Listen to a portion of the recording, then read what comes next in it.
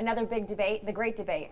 Daylight saving or daylight savings time. Not only is that the debate, do you say the yes or do you not say the yes? And be honest with us in the comments. Tell me how you really say it. But also, do you think that it should still be around? Do you think we need to be, setting the clocks back in the fall and forward in the spring? Or should we just have one common time zone like the Arizona folks do, where, you know what, just leave the clock alone and let the actual sky tell you what time it is? What do you guys think? Oh, there's so many S's added to things, and you know me, these things, I wish I didn't get hung up on some of this stuff, like people who say Sierras, and it's Sierra. And the word toward is one of my big ones. That's it's not towards. Daylight saving and time. Regard. It's so much easier to say daylight savings time. Right, exactly. And most people just say it. Right. And it's cringy. It's like, where are you at? You don't need the at. Where are you? Right. Where are you at? We have a whole the list of these grammar but Sierras is my big one, having lived here for almost 30 years and finding most of the people who still live here, who've lived here forever, say Sierras, and it's like chalkboard fingernails. But daylight saving, I think, is a huge one. Yeah. Huge. Yeah. So I do a Twitter poll every time this comes out, and literally I only did it today. Usually I do it a couple days early so we could talk about it the day of. I just put out this morning, like, why not? It's literally the easiest thing I could have done. And I said the time change is coming up this weekend. Whether it's right or wrong, how do you say it? Daylight saving time? 32%. 32%. Daylight savings time, 68%. And in my experience with my goofy, silly little polls, that's always the case. People more or less always say that daylight savings time, even though it's wrong. I think it's the biggest one, Rob. I think of all the ones that people, even knowledgeable people, I think would think daylight savings, because you're saving plural. It's not just one thing. And I have to admit, maybe it was not terribly long ago, 10, 15 years ago, where it was brought to my attention, and I would always say, I pushed the clock back day or something.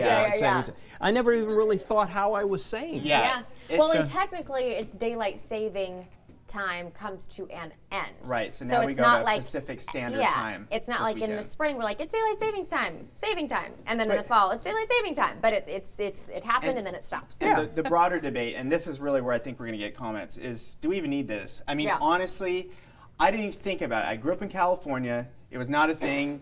You get the time change, and then boom, all of a sudden, the sun is up forever. I was a kid on my bike. I didn't have to come home till it got dark. So for me, that was awesome.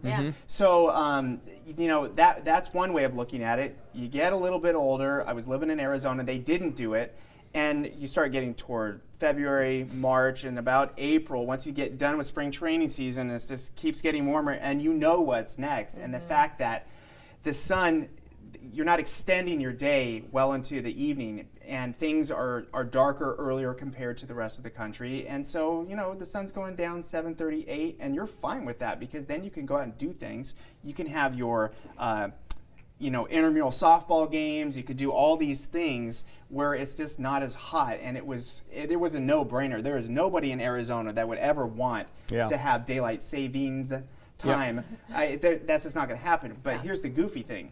On the Navajo reservation, the rules were different. On the Hopi reservation, the rules were different. And there was actually a route that somebody figured out that driving from the California border just through Arizona, you could change the time 5 times because you're going back and forth. And in some places, I went to Newfoundland, Canada, which is an island. It's its own province, way off the East Coast. It's way out there. Newfies are what they're called, the people that live there. Time change was half an hour. There is a half on that. Because it wasn't quite there. So when we think of time is a bit arbitrary.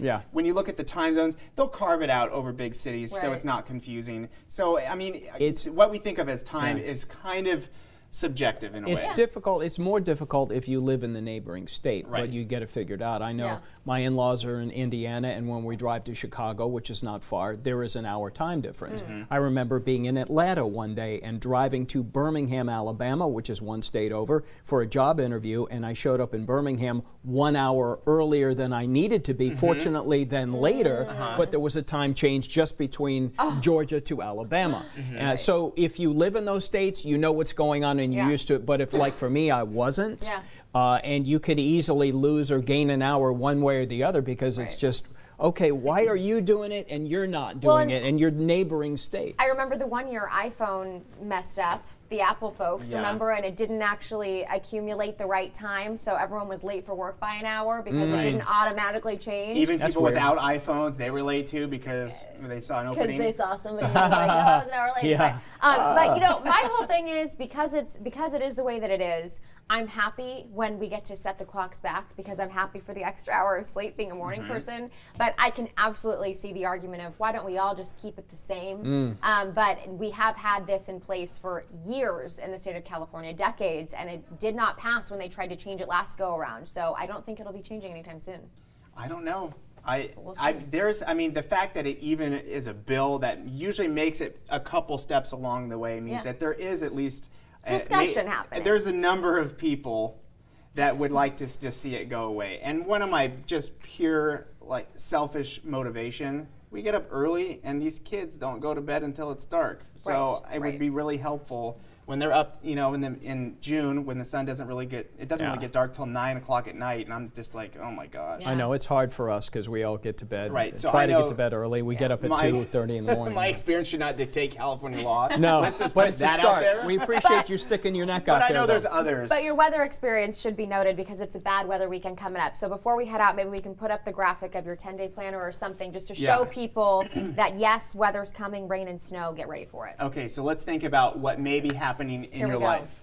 It's a Friday. We're moving into the weekend. We've got football games tonight. Yeah. I think for a lot of football games, it's just bring the umbrella just in case kind of thing. And you know, for some stadiums, you actually can bring an umbrella. It all kind of depends, but just make sure that you're prepared just in case you get a passing shower. That's number one. Then we've got kids sports early in the morning on Saturday. I do think early in the morning, between maybe 8 a.m. and 11 a.m., that's prime time to still see some rain in at least valley spots, certainly for the higher elevations. And then Saturday, late afternoon, into Sunday, things start to clear up. If you've got stuff Saturday late afternoon or the evening, I think you're in much better shape than in the morning. Good to know. All right, Good now stuff. might be a good time to turn off the sprinklers though, because look at that. The whole week we're going to see some. Oh, shut them off for the rest of the season anyway. Yeah, I mean, you don't need to grass run is your dormant. sprinklers till months from now. Shut them down. Yeah. Next year. All right, thanks for being with us, everybody. Happy weekend to all of you. Happy Friday. We're back with another newscast at 9 a.m. and then we'll see you back here Monday morning. Bye-bye.